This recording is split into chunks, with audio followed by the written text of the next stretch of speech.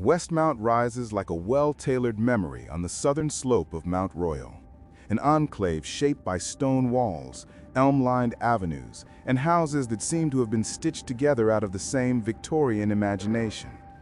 To walk its streets is to read a long, layered story about Montreal's Anglophone mercantile class, architectural fashion, and the uneasy adjustments a wealthy suburb has had to make as the city around it changed. The narrative of Westmount is not a single hero's arc, but a slow, careful accretion of people, institutions, and civic choices that together explain why the neighborhood still carries the feel of a small city that refused, for the most part, to become merely another urban block. Long before grand houses and municipal pride, the land that became Westmount bore traces of indigenous presence, and early French colonial farms dotted the slopes of a little mountain the French called La Petite Montagne. Over time, a pattern emerged familiar across 19th century North America. As the core of Montreal densified, wealthy merchants and professionals sought air, uniform lots, and vistas, making the southern flank of Mount Royal an attractive proposition for genteel suburban living. The village of Côte Saint-Antoine was incorporated in 1874. By the close of the century, the community had rebranded itself Westmount, a nod to the English-speaking elites who now dominated its civic life and to its topographic relation to Mount Royal. Architectural ambition followed quickly. Between about 1890 and 1930, Westmount became an anthology of styles. Gothic and Queen Anne flourishes, brownstone terraces, stately Beaux Arts mansions, and more modest worker and middle-class homes. The result was a contiguous district whose integrity, detached houses, churches, municipal buildings, staircases, and public parks read as a singular statement of suburban design ideals of that era. In recognition of this concentration and the coherence of its historic fabric, the Westmount district was designated a National Historic Site of Canada for representing the Victorian and post-Victorian suburb, an admission that the neighborhood was not merely pretty, but historically significant. Those grand facades have stories in them. Hurtubise House, a timbered farmhouse that predates the grander mansions, survives as an echo of the area's agrarian past and as a reminder that the sweep from farmland to suburb occurred within living memory. Wealth and taste expressed themselves in more than size. They were curated by architects and by homeowners who learned to use stone, slate, and decorative ironwork to signal status. The municipal government, local planning boards, and passionate citizens have since worked, sometimes contentiously, to preserve that legacy, negotiating alterations, modern infill, and the occasional clash between preservation and development. Westmount's cultural topography was shaped not only by houses, but by civic institutions. The Westmount Public Library, the Municipal Hall, churches, and clubhouses that anchored daily life. Sport and leisure left their marks too. The Montreal Arena, an early hockey shrine located in the area, hosted teams like the Montreal Wanderers during hockey's formative years until its destruction by fire in 1918, an event that rippled through the sporting imagination of the city. Over the decades, these institutions knit together a civic identity that felt local and distinctive even as the neighborhood's residents sent their children to Montreal's best private schools, ran businesses downtown, and kept social calendars that crossed municipal borders. The 20th century brought new architectural tones.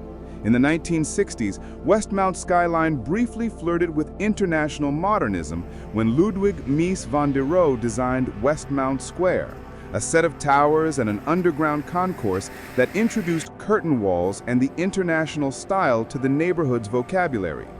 The complex, controversial to some, admired by others, was a stark modern counterpoint to the district's Victorian chorus, signaling that Westmount, for all its conservatism, could also be a site for architectural experimentation. Yet Westmount's story is as much social as it is structural. For generations, the city has been associated with Anglophone merchants, financiers, and prominent cultural figures. This created a distinctive social ecology that shaped local politics and institutions. At the same time, Montreal's broader francophone majority and waves of immigration meant that the city's demographic map was always more porous than its image suggested. The late 20th and early 21st centuries put that permeability to the test. Municipal reorganizations during the 2000s briefly merged Westmount into the larger city of Montreal, only for the community to vote for demerger and be reconstituted as an independent city in 2006.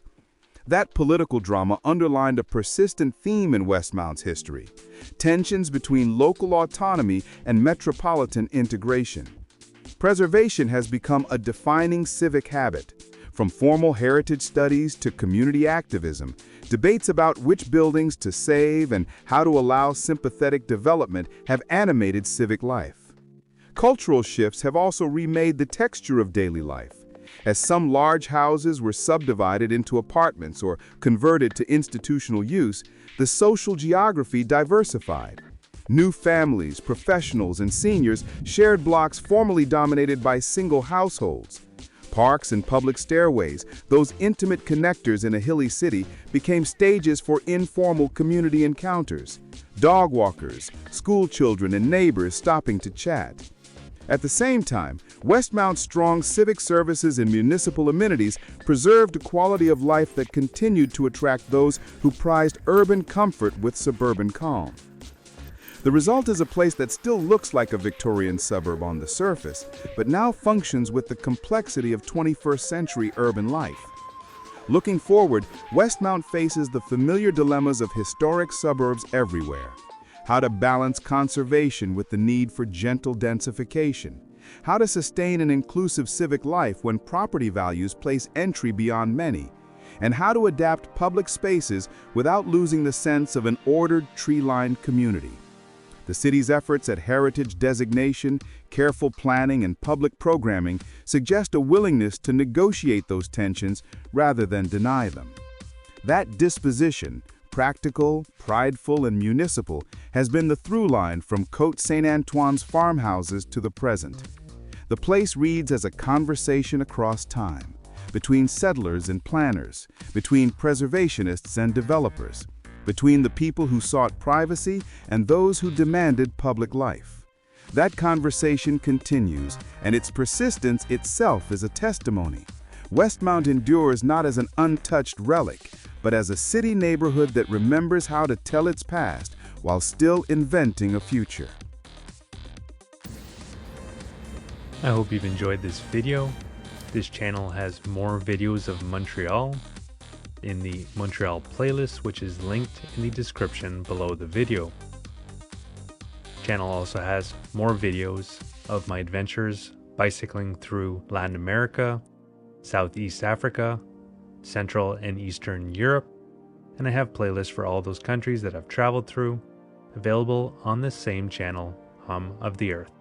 So for more videos of Montreal and other cool places around the world, you can subscribe to the channel by clicking on the red subscribe button and clicking on the bell to be notified when new videos come out.